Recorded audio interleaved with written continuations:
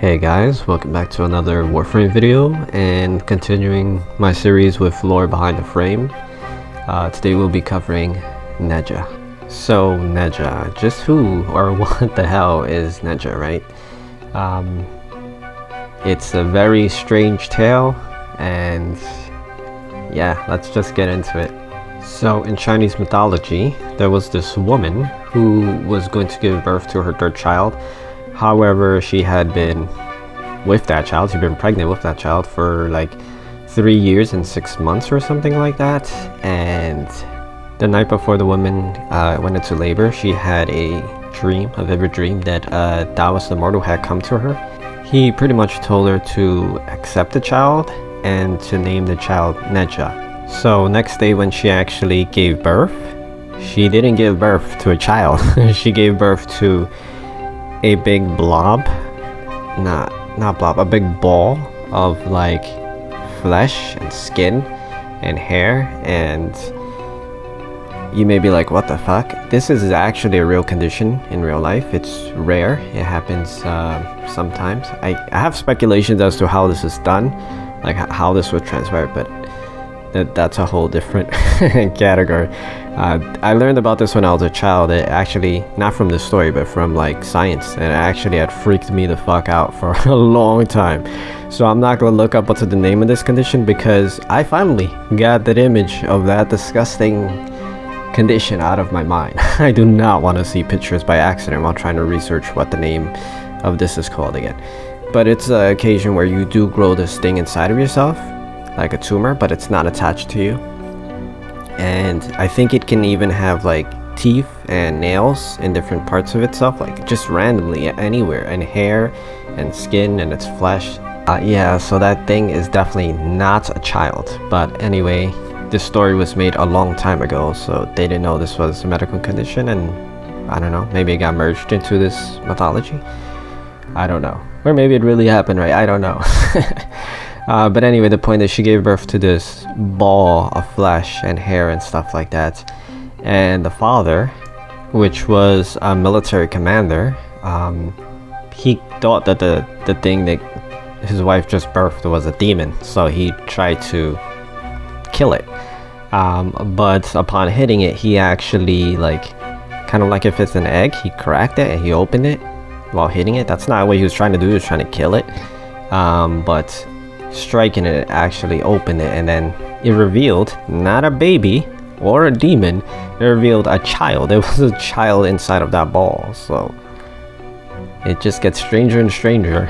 So there's a few different tellings of this story, but I'm just gonna basically tell you the differences as I go. So one version is he's born with this item, this cosmic ring, the hula hoop thing.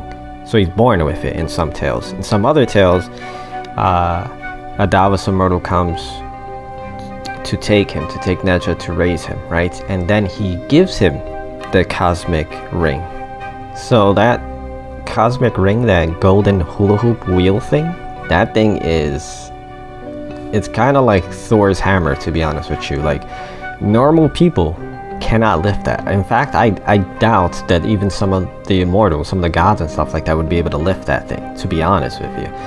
But anyway, Nezha's just, it's a toy to Nezha. He's not even aware of anything, of how powerful it is or how powerful Nezha is. But anyway, one time when he's a child, he's just like playing around in the water, and he's just like waving around the cosmic ring and stuff like that. But since he's not aware of how strong the ring is or how strong he is, he's actually causing like massive waves. And it's not even that it's like super visual on the surface. It's not like it's tsunamis. However, since this is mythology, there's other mythological creatures in the story. So underneath the water, there is a dragon king, and his place is getting like fucked up because of Nezha's super waves that he's causing. So the Dragon King was obviously infuriated, and he sent some soldiers up there to, you know, try to stop whoever's doing this or stop the cause of this. And when they saw it was a little child on the beach or whatever, just playing, they're like, this is easy, it's a piece of cake. Like, they go to just like I don't know, kick him over or something, right? But Nezha is like not affected by them, and in fact Nezha hits them with his ring, and he one hits them. He kills them with one hit. You know, elite soldiers, and he's elite dragon soldiers, and he's a little child. So as time continues, the Dragon King sends his third son, I believe his name was Albing, if I remember correctly, and to deal with Nezha, you know, the cause of what were the waves before and the cause of killing some of his soldiers. And there's different tellings of what happens here. I think the most likely one would have been that Albing goes to kill Nezha, and Nezha pretty much accidentally kills him in self-defense again, because Nezha is like, I want to say he's like Hercules, but to be honest with you, Hercules doesn't stand a chance against Nezha. In fact, most people and creatures and stuff like that, even some gods, don't stand a chance against Nezha. Nezha is like on a whole nother level than everything else, like, to be honest.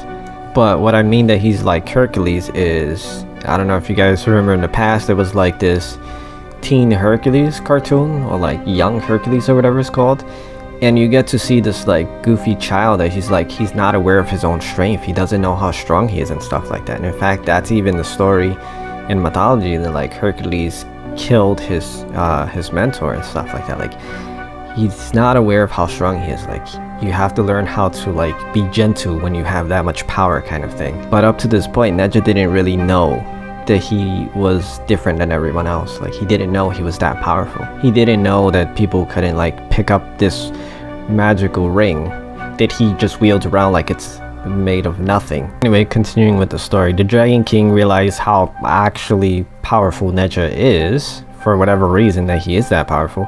So he basically goes to tattletale to a higher being, which would be the Jade Emperor.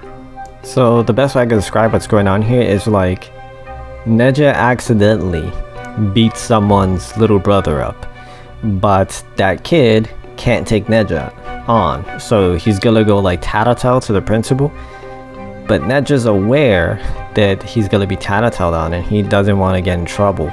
So while the kid is going to go tell the principal, Nezha beats him to submission in the hallway before he gets to the principal, and he's like, he just keeps pummeling him, and he's like, you're gonna tell on me? You're gonna tell on me? You're not gonna tell on me, right? And the kid, you know, the Dragon King is fine. This is actually what's happening to the Dragon King. He's like, no, I'm not gonna tell on you. Like, I'm sorry. Like, he just gets beat into submission, kind of situation where he doesn't tell.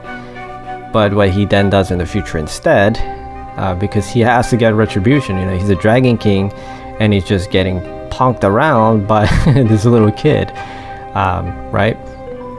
So what happens is he then tries to find a way to get to Nezha indirectly. So there's different versions of the story, but he's either going to attack his home, his childhood village, or he kidnaps his parents and he's gonna kill them.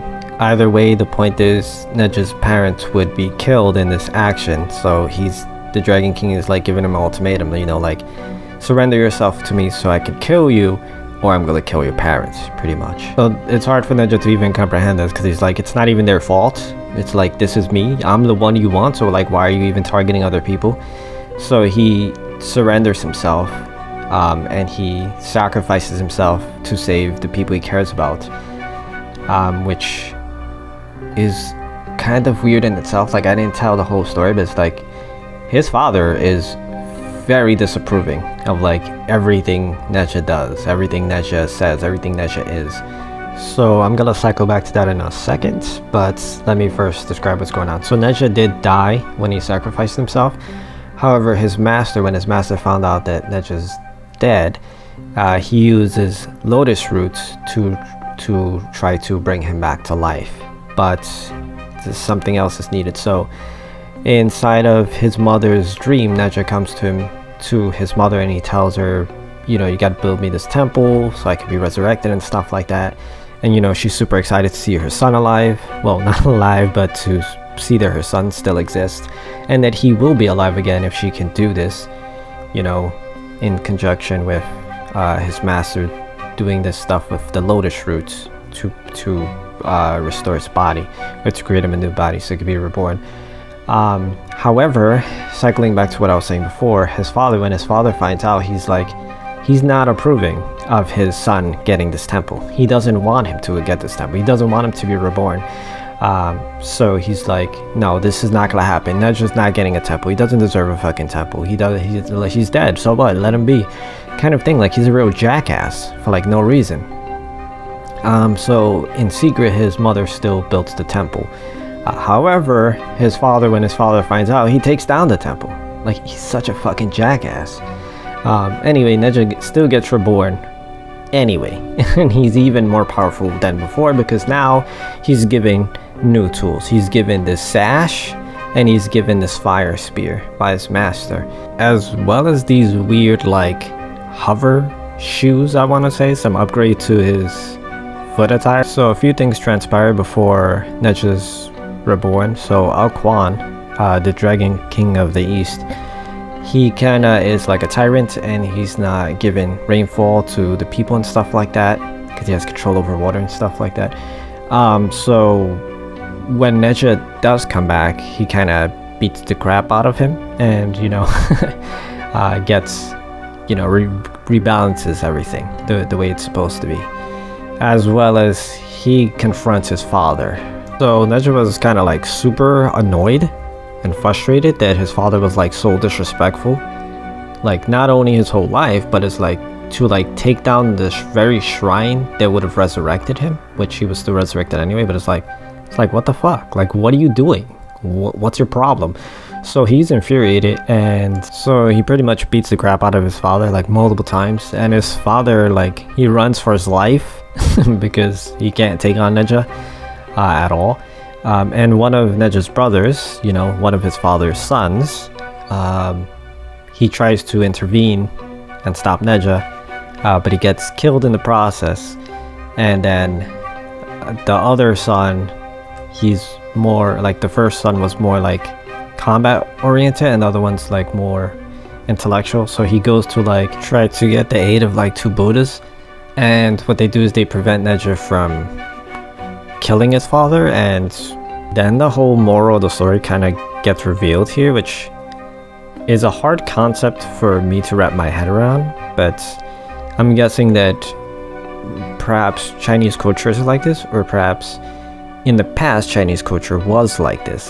I'm not aware, but the whole moral is like, no matter how much of a fuck up your father is, no matter what they do, it's unforgivable for you, the child, to take retribution or to kill your father. Like, they can do no wrong. You can do wrong if you try to retaliate, but they can do no wrong, no matter how much of a fuck up they are, which I can't comprehend. Like, if you're a fuck up, you're a fuck up. If you do something wrong, there should be some kind of retaliation, regardless of who the fuck you are. No one's holier than thou. I don't care who you are, or where you stand, or what's your title. Like, you're a fuck up, and there should be justice and repercussion. But in this story, they're saying, no. He's higher ranked than you. He's your father. You can't touch him. That's the point of it. Anyway, let's move on to the frame. So let's start with his passive and his first ability combined. So his passive is you get 60% faster slide, and 35% further is your slide, as well as Firewalker is your first ability as Nezha. Both of those things combined is Nezha in Lore's fire wheels that he was given, those hover shoes I was talking about, which give him the ability to hover or move faster or fly.